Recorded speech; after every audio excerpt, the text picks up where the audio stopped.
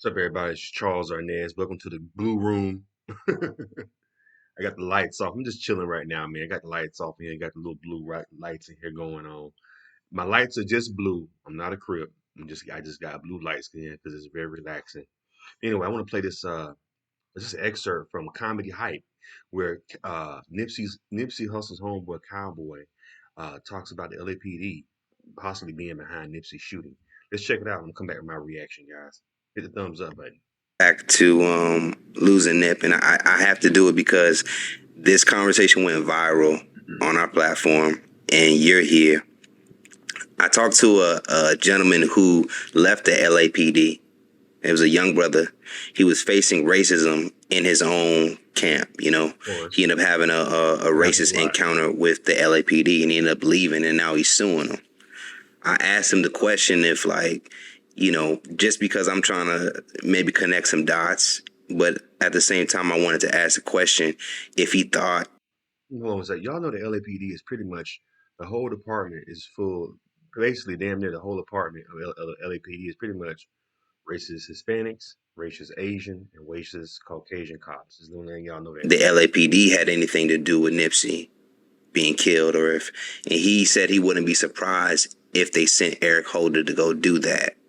Do you think that there could have been more people involved with Nipsey's death?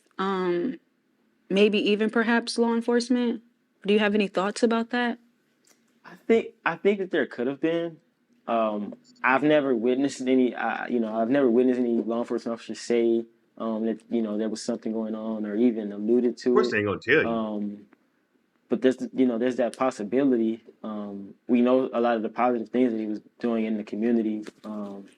So there's definitely that possibility that they were that determined to stop what he had going on.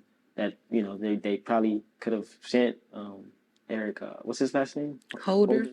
Yeah, I don't believe that. I don't think that they sent Eric Holder. I mean, he does look kind of not smart, but I doubt they sent him because that would be you pretty much setting yourself up to be what they call it, a suicide bomber. Like you gonna kill this man and they're gonna catch you and they're gonna give you life. So it's like, why would you? You know what I'm saying? Like, what's in it for him? Junior? to go and do that. And I think also they said that he was an informant for law enforcement, and that was like I think that was a part of the issue that he had with Nipsey Hussle. Allegedly. Yeah, allegedly. So we don't know. We don't know what kind of what was going on behind those closed doors. It could have just been that it was a bad day for Eric Holder, and he was mad, or there could have been something deeper behind it. Any comment on that? Nah, say for instance the police did that. Ain't you gonna try to get away?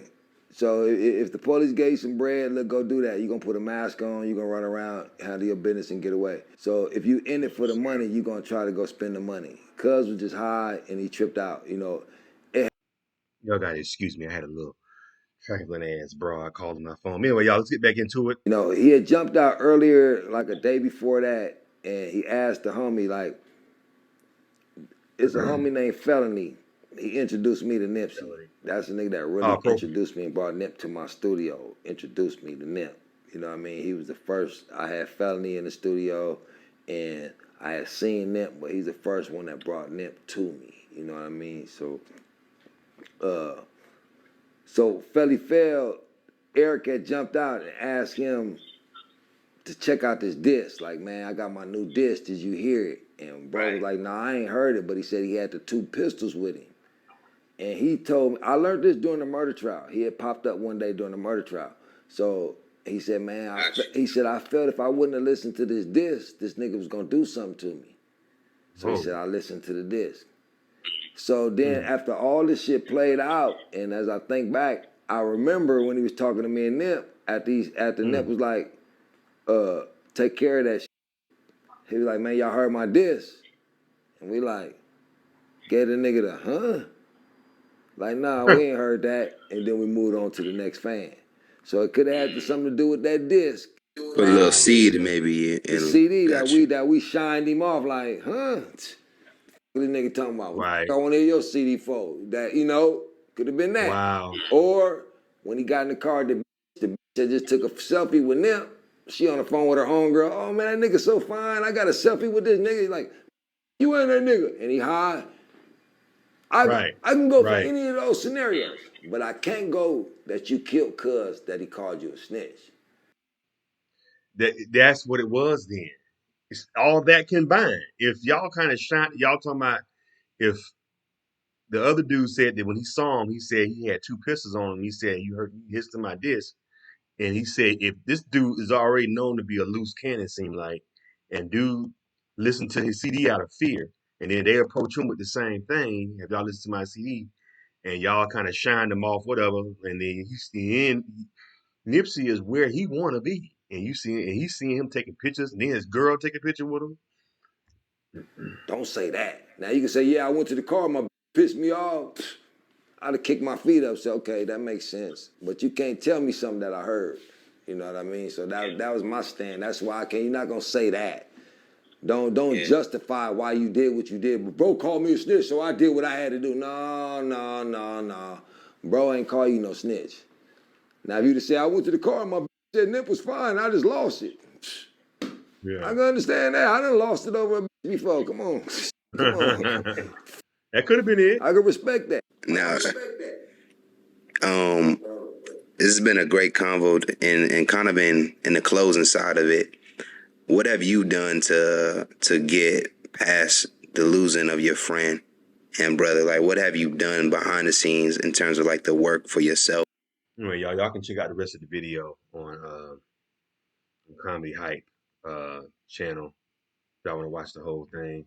Um, but yeah, that's crazy. It's on Comedy Hype if y'all want to watch the whole thing. Yeah, I think it was a combination of all that. Here you are struggling, like Nipsey is where you want. And Nipsey wasn't really up there, up there. You know what I'm saying? I think the reason why a lot of people knew who he was after he passed because they hyped up his death. His death was so brazen. It was like broad daylight. I remember exactly where I was when that happened. You know what I'm saying? Like literally, I lived not too far from the Marathon store or the shopping center where it happened. So, um, I think that was the people really didn't. He was on the underground coming up because he was just at Jay Z's house. When you get invited to Jay Z's house, Jay Z is plugged. And Jay Z liked the way Nipsey moved, so I think Jay Z probably was getting ready to plug him in. You know what I'm saying? Because he was you get in like that Grammy party that they have at Jay Z's house is very very exclusive, and they say Jay Z and Beyonce handpicked people to come to that party that they have at their house. Jay Z handpicked Nipsey to come, so he was about and Jay Z plugged in, so he was about to blow up after that album. If he would have lived another year, Nipsey would have been start blowing up. He would have been plugged in, But I mean, he blew up anyway after he passed, but that's because of the hype of his passing. You know what I'm saying? But I think that's what it was. Homeboy was jealous, you know, and then they kind of shoot him off when he said, "Hey, y'all, listen to my CD," and then y'all kind of just, how LA dudes can be very arrogant sometimes, especially when they feel like they're above you. They probably like, what? Like how he said they did. They probably was like, what? Whatever, your little CD.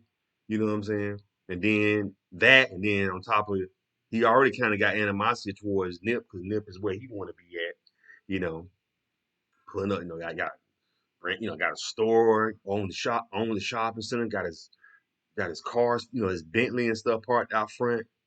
You know what I'm saying? I think he was leaning on a Porsche or something, a Jaguar. So you know what I'm saying? He ain't got no car because his girl drove him up to the store to get the burgers. So it's like you ain't, you know what I'm saying? Then your girl taking a picture with him, and his girl looked good. They showed a picture of that girl. She looked good as hell. So she probably took that picture. She don't see celebrities, little hood chick. So this is like, oh girl, this Nip up here, girl. She young. She gonna call it, girl. I just took a picture. I just took a picture with it. And he hearing that, and they kind of dissed him on like, whatever, your little CD. You know what I'm saying? So that probably made homeboy, and he was high.